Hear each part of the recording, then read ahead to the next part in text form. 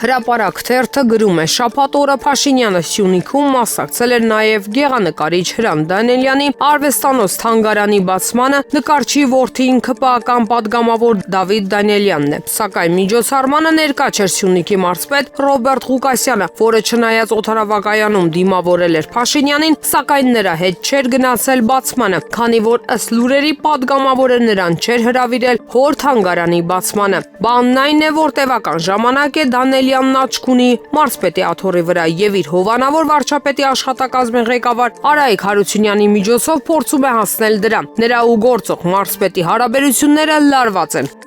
Ժողովուրդ օրաթերթը գրում է. Ժողովուրդ օրաթերթի բացառիկ տեղեկությունների համաձայն հակակոռուպցիոն կոմիտեն առաջիկայում նախաքննության ավարտ կհայտարարի դատավոր Արտուշ Գաբրելյանի դեմ հարուցված քրեական գործով։ Ժողովուրդ օրաթերթի հետ զրույցում փաստաբան Էրիկ Ալեքսանյանը հաստատեց տեղեկությունը, նշելով, որ նախաքննական մարմնին միջնորդություն է ներկայացվել գործով անցնող մեղադրյալների մասով գաղտնալսումների որոշումները տրամադրելու համար։ Ի պատասխան նախաքննական մարմնից հայտնել են, որ մոտ օրերս գործով նախաքննության ավարտ կհայտարարվի։ Ասել է, թե առաջիկայում գործի բոլոր նյութերը կհայտնվեն պաշտպանական կողմի մոտ։ Ավելին, Էրիկ Ալեքսանյանը նշեց, որ դատավոր Արտուշ Գաբրելյանը ունի կալանքի հետ անհամատեղելի առողջական խնդիր, ինչը հիմք է նրա խափանման միջոցը փոխելու համար։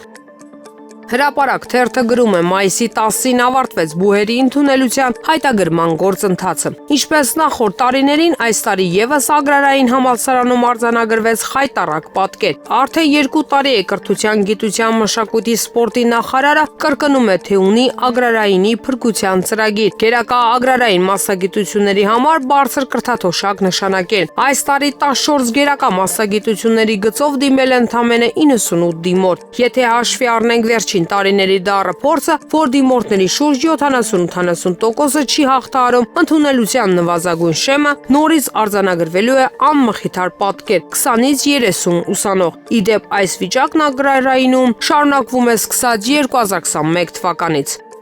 Փաստորաթերթը գրում է. Հայաստանի ազգային ժողովը իսկ ավելի ստույգ ազգային ժողովի ՔՊ խմբակցությունը մարտի 25-ին նիստում երկրորդ ընթերցմամբ եւ ամբողջությամբ ընդունեց Եվրոպական միությանը Հայաստանի Հանրապետության անդամակցելու գործընթացի մեկնարկի մասին օրենքի նախագիծը։ Արդեն ապրիլի 4-ին օրենքը ստորագրվեց Հայաստանի Հանրապետության նախագահի կողմից։ Փաշինյանը հայ ժողովրդին հույս պարգևեց, սակայն այսքանով ամեն ինչ էլ ավարտվեց։ Ընդունված օրենքը տեխնիկապես որևէ կապ չունի եվրոպական ինտեգրացիայի հետ, քանի որ այն Եվրամիությանն անդամակցելու կարգավորումներով գործընթացի մաս չի կազմում։ Նույնիսկ ինքը Փաշինյանը ասել է, որ այս փաստաթուղթը չպետք է ընկալվի որպես Եվրոպական միությանն անմիջապես անդամակցելու հայտ։ Նրա խոսքերով հիմնական նպատակը Եվրամիությանը մոտենալու պատրաստակամության ցուցադրությունն է։ Փաստորեն այս օրենքը Հայաստանին ոչ մի առավելություն, հնարավորություն կամ արտոնություն չի տալիս եւ ըստ էության իրավական ուժ չունի։ Այն նույնիսկ չի նշանակում Հայաստանի խզումը արդեն իսկ գոյություն ունեցող դաշինքներից, այդ թվում Եվրասիական տնտեսական միությունից եւ Ռուսաստանի հետ հարաբերություններից, թեև դժվարացնում է վերջինիս հետ կապը։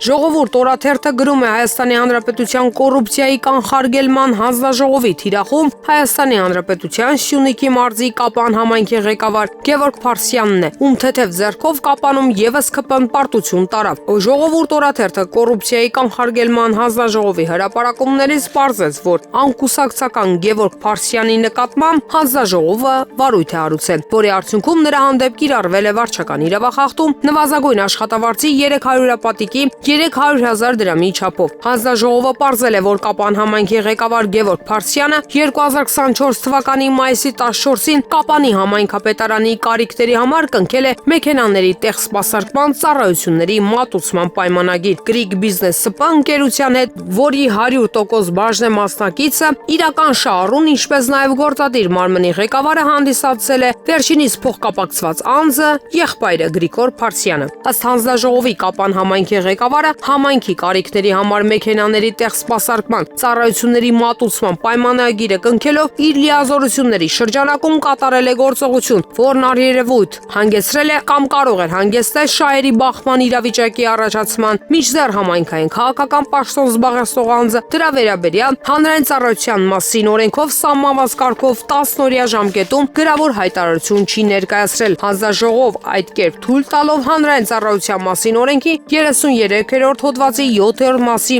պահանջի առերևույթ խախտում։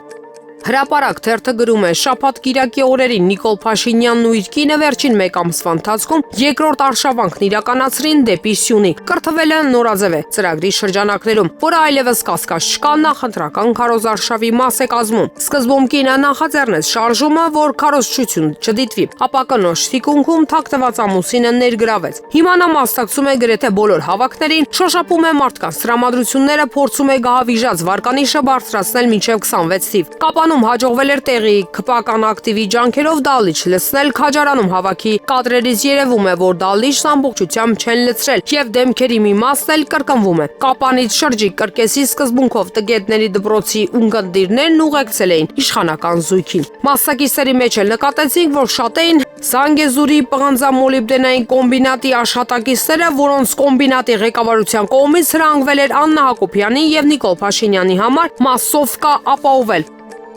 Հրապարակ թերթը գրում է. բարձրագույն դատական խորհուրդը 3 քննության առավ Վճռաբեկ դատարանի դատավոր Նաիրա Հովսեփյանին կարգապահական պատասխանատվության ենթարկելու միջնորդությունը, որը ներկայացրել է Արդարադատության նախարարությունը։ Նիստին դատավոր Հովսեփյանը մեկ միտք էր շեշտում, որ ինքը հերոսի մայր է, անգամ հարց տվեց նախարարության ներկայացուցչին, երբ է եղել եռաբլուրում։ Մինչդեռ մեկ անգամ արդեն Նաիրա Հովսեփյանին ներել են որդու հանգամանքը հաշվի առնելով, սակայն նա այնքան խախտումներ է թույլ տվել, որ անգամ Աննա Հակոբյանի հետ մտերմությունն արդեն չի փրկում։ Քննության ընդմիջումներին Հովսեփյանը լաց էր լինում կարգապահականի միջնորդության այն հատվածը, կարդալիս, որտեղ նշված է, որ ինքը վարկաբեկել է դատական իշխանությունը։ Ասում էր, ես 29.5 տարվա դատավոր եմ, հերոսի մայր, խոնարհման փոխարեն դատում եք ինձ։ Բարձրագույն դատական խորհրդի անդամները լուր լսում են, երբեմն նախագահ Արտուր Աթաբեկյանն էր ընդհատում նրբորեն նախազգուշացնելով, որոշումը կհրապարակվի հունիսի 2-ին։